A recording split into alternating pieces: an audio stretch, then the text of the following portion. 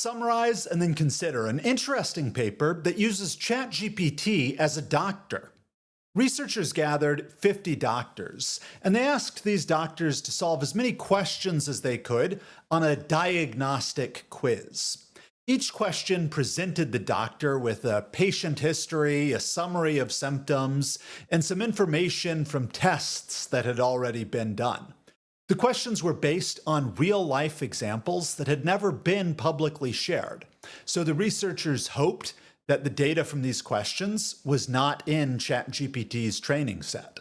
For each case, the doctors were asked, how would you diagnose this patient, and why? And what follow-up tests would you order? Based on the doctor's answers, they were given a diagnostic reasoning score using a special rubric for each question. The doctors averaged about 5 questions each over a 1-hour test period. There were 2 groups of doctors. One group of 25 doctors got to use ChatGPT-4, while the second group of 25 doctors was only using resources that they would normally use, whatever those resources were, except for ChatGPT-4.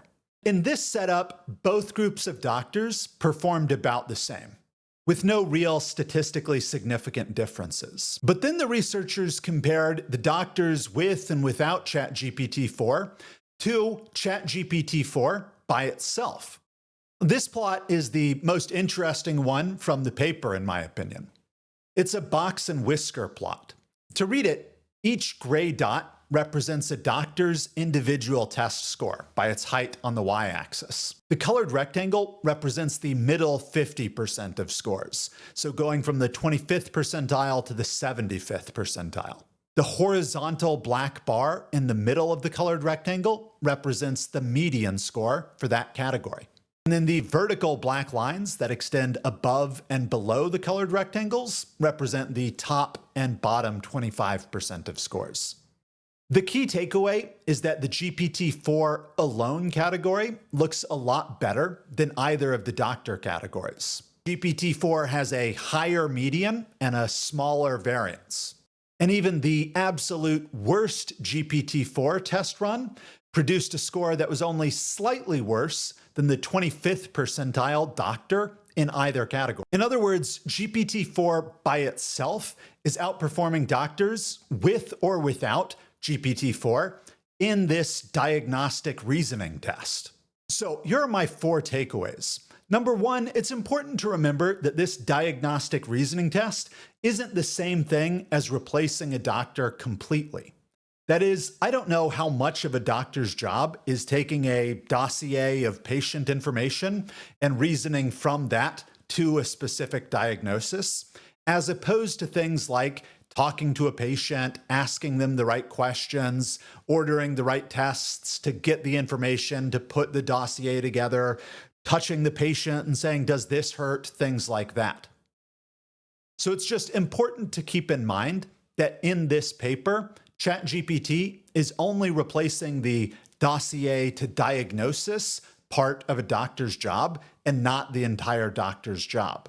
Second takeaway, in 5 years from now, doctors aren't likely to be any better than they are right now. On the other hand, ChatGPT is likely to get much better in the next 5 years. There's actually already a new model for ChatGPT since the authors wrote this, o1 preview.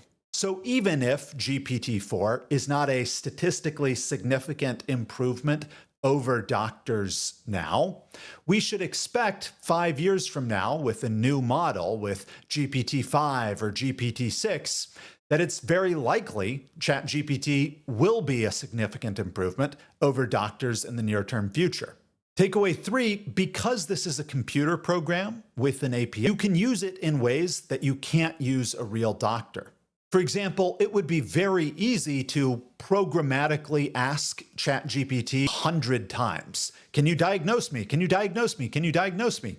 Then take those 100 different diagnoses and reconcile them into one single diagnosis. That would get you close to the median diagnosis from ChatGPT, which you could guarantee every time. And you don't have a way to guarantee yourself the median doctor's diagnosis. So if you didn't have a doctor available, or if you only had a bad doctor available, you couldn't guarantee yourself the median doctor's diagnosis, whereas you could get the median ChatGPT diagnosis. Finally, takeaway number 4, this paper makes me think it won't be long until we have easy and cheap access to something that is at least doctor-like for the purposes of converting a constellation of symptoms into a likely diagnosis or next steps medically. Just based on the results of this paper, it seems like that with the right user interface and the right set of prompts to ChatGPT, it seems like something like that could be constructed now. So overall, I found this paper very interesting and encouraging. Thanks for your time.